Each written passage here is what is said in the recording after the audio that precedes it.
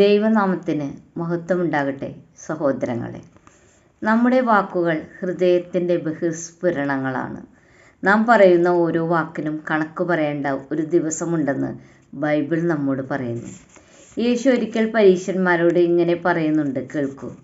മത്തായി 12:34 മുതലുള്ള ഭാഗങ്ങൾ. സർപ്പസന്തതികളെ, നിങ്ങൾ ദുഷ്ടരായിരിക്കെ നല്ലത് സംസാരിപ്പാൻ എങ്ങനെ കഴിയും? ഹൃദയം നിറഞ്ഞ് കവിയുന്നതിൽ നിന്നല്ലേ വായ് സംസാരിക്കുന്നത്? നല്ല മനുഷ്യൻ തൻ്റെ ഹൃദയത്തിലെ നല്ല നിക്ഷേപത്തിൽ നിന്ന് നല്ലത് പുറപ്പെടുവിക്കുന്നു. ദുഷ്ടമനുഷ്യൻ തൻ്റെ ഹൃദയത്തിലെ ദുഷ്ടതയിൽ നിന്ന് ദുഷ്ടമായത് പുറപ്പെടുവിക്കുന്നു. എന്നാൽ മനുഷ്യർ പറയുന്ന ഏത് നിസ്സാര വാക്കിനും ന്യായവിധി ദിവസത്തിൽ കണക്ക് ബോധിപ്പിക്കേണ്ടി വരും എന്ന് ഞാൻ നിങ്ങളോട് പറയുന്നു. നിന്റെ വാക്കുകളാൽ നീ നീതീകരിക്കപ്പെടുകയും നിന്റെ വാക്കുകളാൽ കുറ്റം വിധിക്കപ്പെടുകയും ചെയ്യും. യേശുവിൻ്റെ ഈ സംഭാഷണത്തിൽ നിന്നും നമ്മുടെ ഹൃദയമാണ് വാക്കുകളുടെ ഉത്ഭവമെന്ന് മനസ്സിലാക്കാം. ആ ഹൃദയം ശുദ്ധമെങ്കിൽ മാത്രമേ ശുദ്ധമായ വാക്ക് നമുക്ക് സംസാരിക്കാനാകൂ. ചിലർ കപടതയാൽ നല്ല വാക്ക് സംസാരിക്കുമെങ്കിലും അതിന് ഏറെ സമയം പിടിച്ചു നിൽക്കാനാകില്ല. നമ്മുടെ ഓരോ വാക്കും വളരെയേറെ വിലപ്പെട്ടതാണ്. അത് ന്യായവിധിക്കായി കാത്തിരിക്കുന്നു. അതിനാൽ ഹൃദയം ശുദ്ധീകരിക്കേണ്ടത് അത്യാവശ്യമാണ്. മത്തായി 15:18 ശ്രദ്ധിക്കൂ. വായിൽ നിന്ന് പുറപ്പെടുന്നതോ ഹൃദയത്തിൽ നിന്ന് വരുന്നു, അത് മനുഷ്യനെ അശുദ്ധനാക്കുന്നു. തുടർന്ന് വായിച്ചാൽ എന്തെല്ലാം കാര്യങ്ങൾ ഹൃദയത്തിൽ നിന്ന് വരാമെന്ന് നമുക്ക് കാണാവുന്നതാണ്. ഹൃദയവും വായുവും എത്രത്തോളം പ്രാധാന്യമുള്ളതാണെന്ന് നമുക്ക് യേശു വഴി ലഭിക്കുന്ന രക്ഷയുടെ പ്രക്രിയ ഏറ്റെടുക്കുമ്പോൾ ഗ്രഹിക്കാനാകും. റോമർ 10:9 കേൾക്കൂ.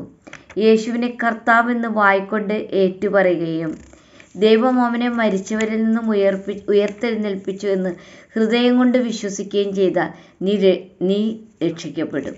നമ്മുടെ രക്ഷയിൽ ഈ വായും ഹൃദയവും എത്ര പങ്കുവഹിക്കുന്നുണ്ടെന്ന് ചിന്തിക്കൂ. അതിനാൽ സഹോദരങ്ങളെ, രക്ഷ ഏറ്റുപറഞ്ഞ നമ്മൾ ആ വായും ഹൃദയവും ഉപയോഗിക്കുമ്പോൾ ശ്രദ്ധിക്കേണ്ടിയിരിക്കുന്നു. ഇത് പരിശുദ്ധാത്മാവിനാൽ പ്രാപിച്ച ദാവീദ് 19-ാം സങ്കീർത്തനം 14-ാം വാക്യത്തിൽ ഇങ്ങനെ പറയുന്നുണ്ട്, എൻ്റെ പാറയും എൻ്റെ വീണ്ടെടുപ്പുകാരനുമായ യഹോവേ, എൻ്റെ വായിലെ വാക്കുകളും എൻ്റെ ഹൃദയത്തിലെ ധ്യാനവും അങ്ങയ്ക്ക് പ്രസാദകരമായിരിക്കട്ടെ. ദൈവവുമായി ബന്ധപ്പെടുമ്പോൾ ഹൃദയവും വായുവും താതാത്മ്യം പ്രാപിക്കണം. നാം മനഃപ്പാഠമാക്കിയ പലതും ഉരുവിട്ടുകൊണ്ടിരുന്നാൽ അതിന് ഹൃദയവുമായി ഒരു ബന്ധവുമില്ല. അതൊന്നും ഹൃദയത്തിൽ നിന്ന് വരുന്ന വാക്കല്ല, അത് യാന്ത്രികമായ പ്രവൃത്തിയാണ്. യെശയ്യാവ് 29:13 കേൾക്കൂ. ഈ ജനം അടുത്തു വന്ന് വായ് കൊണ്ടും അധരം കൊണ്ടും എന്നെ ബഹുമാനിക്കുന്നു, എങ്കിലും അവരുടെ ഹൃദയത്തെ അവർ എങ്കിൽ നിന്ന് ദൂരത്തകറ്റി വച്ചിരിക്കുന്നു. എന്നോടുള്ള അവരുടെ ഭക്തി മനഃപ്പാഠമാക്കിയ മാനുഷിക കൽപ്പനയത്രേ. ഈ വചനങ്ങളിൽ നിന്നും ഹൃദയത്തെ മാറ്റി നിർത്തിയുള്ള അധര വ്യായാമം കൊണ്ട് പ്രയോജനമില്ല എന്ന് നമുക്ക് മനസ്സിലായ പക്കമല്ലോ. എഫേസ്യർ 4:29, 30, 31 വായിച്ചാൽ നല്ല വാക്കല്ലാതെ മലിനമാക്കുന്നതൊന്നും നമ്മുടെ വായിൽ നിന്നും പുറപ്പെടരുതെന്നും മലിനവാക്കുകൾ നമ്മുടെ ഹൃദയത്തിലെ പരിശുദ്ധാത്മാവിനെ ദുഃഖിപ്പിക്കുമെന്നും പറയുന്നു. യാക്കോബ് പുസ്തകം 3-ാം അധ്യായത്തിൽ നമ്മുടെ വാക്കിൽ മരണകരമായ വിഷം നിറഞ്ഞിരിക്കുന്നു എന്നാണ് പറയുന്നത്. വായുകൊണ്ട് നാം കർത്താവിനെ സ്തുതിക്കുകയും ദൈവത്തിൻ്റെ സാദൃശ്യത്തിൽ ഉണ്ടാക്കപ്പെട്ട മനുഷ്യരെ ശപിക്കുകയും ചെയ്യുന്നു. ഒരേ വായിൽ നിന്ന് തന്നെ സ്തോത്രവും ശാപവും പുറപ്പെടുന്നത് ഉചിതമല്ല എന്ന് ഇവിടെ തീർത്ത് പറയുന്നുണ്ട്. ഉപ്പുറവയിൽ നിന്നും മധുരമുള്ള വെള്ളം പുറപ്പെടുകയില്ല എന്നാണ് പറയുന്നത്.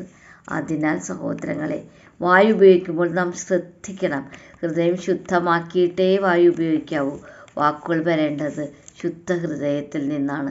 മാനസാന്തരപ്പെട്ട് യേശുവിൻ്റെ രക്തത്താൽ ശുദ്ധമാക്കിയ ഹൃദയത്തിൽ പരിശുദ്ധാത്മാവുണ്ട്. ആ സാന്നിധ്യം നമ്മെ നല്ല വാക്ക് പറയാൻ പ്രാപ്തരാക്കും. എപ്പോഴെങ്കിലും ജഡത്തിലായിരിക്കുന്ന നമ്മിൽ ദുഷിച്ച വാക്കുകൾ കയറി വന്നാൽ അത് പരിശുദ്ധാത്മാവിനെ ദുഃഖിപ്പിക്കുന്നു.